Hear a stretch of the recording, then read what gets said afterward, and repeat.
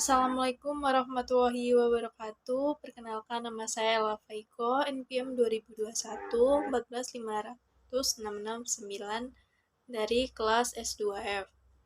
Di sini saya akan menjelaskan materi ilmu kealaman dasar tentang perkembangan dan variabilitas makhluk hidup. Selanjutnya, perkenalkan nama saya Nurmala Hajahra, NPM 2021 14500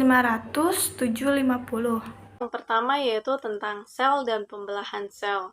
Apa itu yang dimaksud dengan sel? Apa itu sel? Sel adalah satuan unit terkecil makhluk hidup yang merupakan dasar penyusunan bagian-bagian tubuh.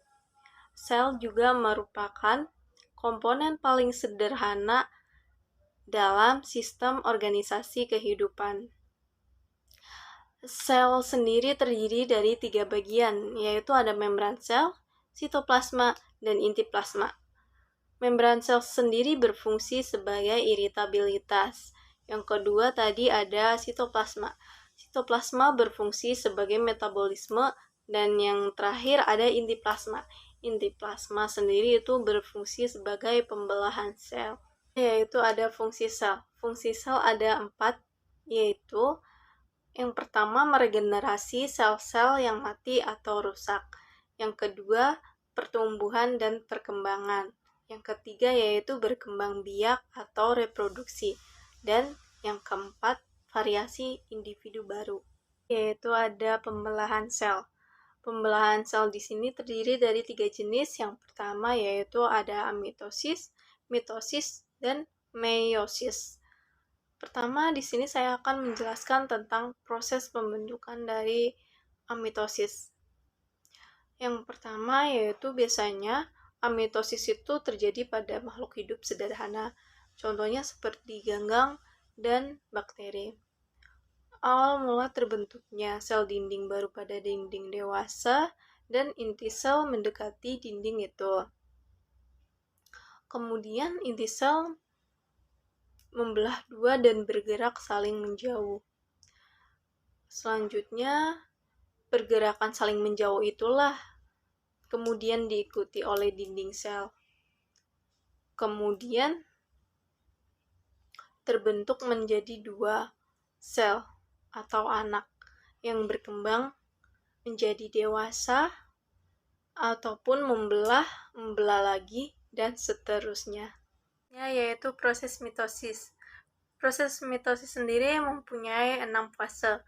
Yang pertama yaitu ada interfase. Interfase adalah kromatin yang tampak sebagai butir-butir terbesar dalam inti sel.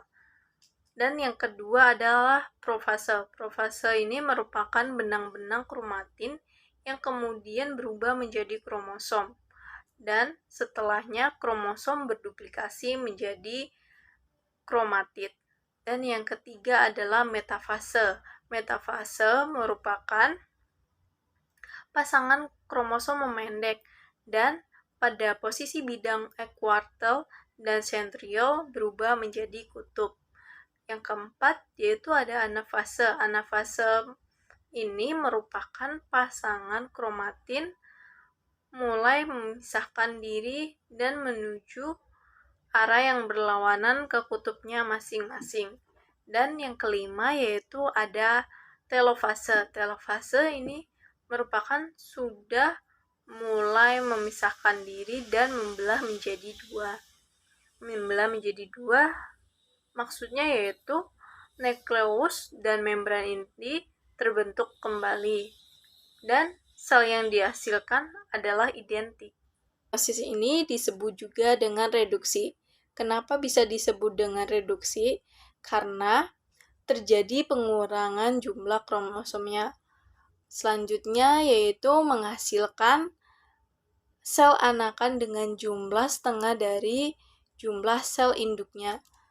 Kemudian dalam pembelahan hal ini terjadi 2 kali pembelahan secara berturut-turut tanpa adanya diselingi interfase. Perkembangbiakan makhluk hidup terbagi menjadi 2, yaitu ada aseksual dan seksual. Aseksual terdiri dari 4 bagian, yaitu ada pembelahan sel kembar, kedua kuncup, ketiga pembentukan spora, yang keempat adalah vegetatif. Dan seksual terdiri dari dua, yaitu ada konjungsi dan fertilasi. Selanjutnya aseksual. Aseksual yaitu ada pembelahan kembar, kuncup, pembentukan spora, dan vegetatif. Pembelahan kembar yaitu sel membelah membentuk sel anak yang mempunyai jumlah sitoplasma. Induknya tidak mati, tetapi menjadi individu baru. Hewan bersel satu atau amuba dan tumbuhan tingkat rendah. Kuncup. Inti membelah menjadi dua sama besar. Sitoplasma tidak sama besar, yang kecil disebut kuncup. Contohnya hidra, binatang bunga karang. Pembentukan spora. Spora adalah sel yang sangat kecil dan diselimuti selulosa. Spora dibentuk dari inti MH bersel satu. Tiap inti disertai sedikit sitoplasma dan diselimuti selulosa. Spora menjadi sel baru dengan menembus dinding sel induknya. Proses ini disebut sporulasi. Contohnya terdapat pada jamur roti. Yang terakhir, vegetatif. Pembentukan individu baru dari bagian tumbuh induk. Tumbuhan ini umumnya berkembang biak dengan cara batang, akar, umbi, dan lain-lain. Selanjutnya, seksual. Seksual ada dua, yaitu konjugasi dan fertilasi. Konjugasi yaitu dua sel yang memiliki bentuk yang sama disebut dengan isogamet. Peleburan isogamet disebut dengan konjugasi. Contohnya terjadi pada hewan dan tumbuhan tingkat rendah. Yang kedua, selanjutnya fertilasi. Fertilasi yaitu dua sel yang berbeda disebut heterogamet. Pelebaran heterogamet disebut fertilasi. Contohnya terjadi pada tumbuhan dan tumbuhan tingkat tinggi. Selanjutnya, proses perkembangan sel hasil fertilisasi pada manusia atau hewan.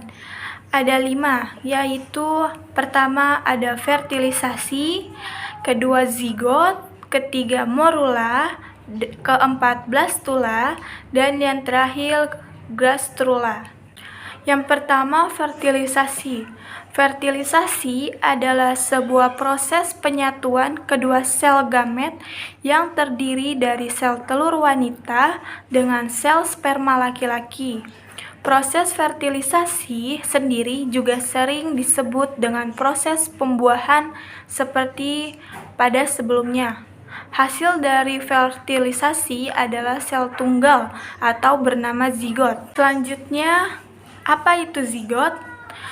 Perlu diketahui bahwasannya zigot merupakan sebuah sel yang terbentuk dari pembuahan sel telur oleh sperma di dalam rahim seorang wanita. Selanjutnya, zigot tersebut akan menjadi cikal bakal terbentuknya janin yang akan terus-menerus mengalami perkembangan dari waktu ke waktu di dalam rahim itu. Selanjutnya ada morula. Morula adalah suatu bentukan sel seperti bola atau bulat akibat pembelahan sel terus-menerus. Keberadaan antara satu dengan sel yang lain adalah rapat. Morulasi yaitu proses terbentuknya morula. Selanjutnya ada blastula. Blastula adalah bentukan lanjutan dari morula yang terus mengalami pembelahan.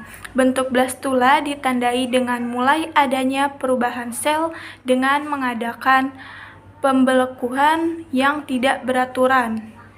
Di dalam blastula terdapat cairan sel yang disebut dengan blastozoel. Blastulasi yaitu proses terbentuknya blastula. Yang terakhir adalah gastrula. Gastrula adalah bentukan lanjutan dari blastula yang pelekukan tubuhnya sudah semakin nyata dan mempunyai lapisan dinding tubuh embrio serta rongga tubuh. Gastrula pada beberapa hewan tertentu, seperti hewan tingkat rendah dan hewan tingkat tinggi.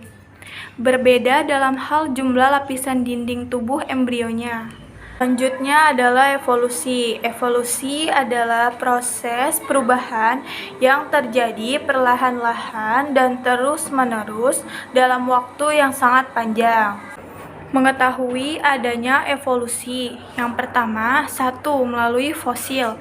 Kedua, umur bebatuan yang mengandung sisa kehidupan zaman dahulu. Makhluk sederhana terdapat di bebatuan yang lebih tua. Ketiga, membandingkan anatomi tubuh makhluk hidup. Selanjutnya, ada teori dari beberapa ahli. Pertama, teori dari Lamarck, yaitu leher panjang karena adaptasi. Yang kedua ada teori Darwin, seleksi alam, the origin of species by means of natural selection. Yang ketiga ada teori Darwin dan Weismann, yaitu Weismann menyempurnakan melalui teori genetika. Evolusi adalah aktivitas genetis, sel-sel tubuh tidak dipengaruhi lingkungan. Yang terakhir ada teori dari De Vries, yaitu perubahan pada evolusi karena adanya mutasi gen, memadukan mutasi dengan Darwin. Selanjutnya adalah perbedaan makhluk hidup dan benda mati. Makhluk hidup adalah struktur biologis yang merespon perubahan lingkungan atau dalam entitas sendiri. Makhluk hidup memiliki organisasi biokimia yang kompleks, yang memungkinkan mereka untuk memproses zat dan memanfaatkan energi untuk merespon perubahan di sekitar mereka. Sedangkan benda mati adalah semua benda yang berasal dari makhluk hidup. Contohnya, meja, kursi, dan lain-lain. Makhluk tak hidup adalah semua makhluk yang tidak memiliki ciri hidup dan sudah tersedia di alam. Makhluk hidup merupakan suatu substansi yang dapat menjalankan proses kehidupan. Yang pertama, bergerak. Kedua, metabolisme, contohnya nutrisi, sintesis, ekskresi, dan ekspirasi. Yang ketiga, mempertahankan jenisnya atau hidupnya, contohnya regulasi, reproduksi, adaptasi, dan evolusi. Dan yang terakhir, tanggap terhadap perangsang. Selanjutnya, benda mati dan cirinya. Benda mati merupakan substansi yang tidak menjalankan proses kehidupan. Ciri-ciri benda mati: tidak dapat bergerak, tidak menggunakan metabolisme, tidak mempertahankan jenisnya, tidak ada tanggap terhadap perangsang. Jadi, kesimpulan dari perkembangan dan variabilitas makhluk hidup yaitu evolusi. Evolusi sendiri merupakan perubahan pada sifat-sifat terwariskan suatu populasi organisme dari satu generasi ke generasi berikutnya. Perubahan ini disebabkan oleh 3 faktor utama. Yang pertama yaitu ada variasi, reproduksi, dan seleksi. Suatu individu tidak dapat mengalami evolusi, hanyalah suatu populasi yang dapat mengalami hal tersebut. Komposisi genetik dari suatu individu sudah ditentukan semenjak terjadinya fertilasi, yakni persatuan antara spermatozoid dan sel-sel telur. Keanekaragaman merupakan faktor utama dari evolusi. Meskipun prosesnya sudah diketahui pada masa Lamarck dan Darwin, tanpa adanya variasi, tidak akan terjadi evolusi. Ada faktor yang bekerja untuk mempertahankan keutuhan suatu jenis. Perubahan yang diperoleh oleh individu adalah perubahan dalam ekspresi dari potensi pertumbuhan yang dikandung gen yang dibawanya. Teori evolusi modern juga berpendapat bahwa sifat-sifat benda hidup berubah dengan bertambahnya waktu dan perubahan pun diarahkan oleh seleksi alam. Jadi kesimpulan dari presentasi saya adalah aktivitas yang terjadi dalam tubuh makhluk hidup, prosesnya tidak dapat diamati secara langsung, tetapi berdasarkan ciri-ciri yang dimilikinya. Mengapa demikian? Karena mereka adalah makhluk tak hidup. Jadi, makhluk hidup adalah makhluk yang memiliki ciri-ciri kehidupan seperti bernapas, bergerak, dan berkembang biak. Sekian presentasi dari kelompok kami. Apabila ada kata yang salah, mohon dimaafkan. Wassalamualaikum warahmatullahi wabarakatuh.